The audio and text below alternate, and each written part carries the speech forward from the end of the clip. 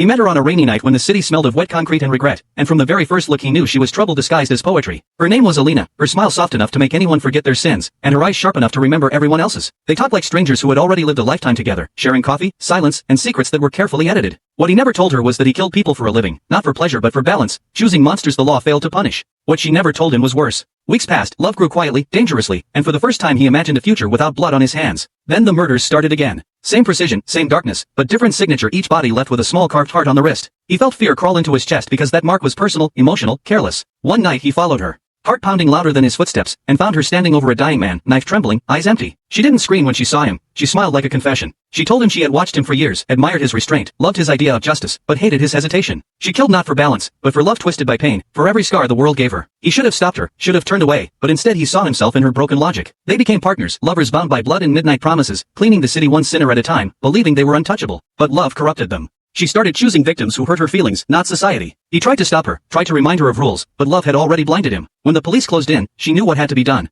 On their last night, she kissed him slowly, memorizing his face, and whispered that love always needs a sacrifice. By morning, he was arrested alone, framed perfectly with evidence she planted, while she vanished like a ghost. Years later, waiting for his execution, he received a letter with no address and a single carved heart drawn in red. The words inside were simple and cruel. I loved you enough to let you die for me. As the needle slid into his vein, he smiled, because he finally understood she wasn't the woman he loved. She was the killer he created, and love was the sharpest weapon they ever used. Blackheart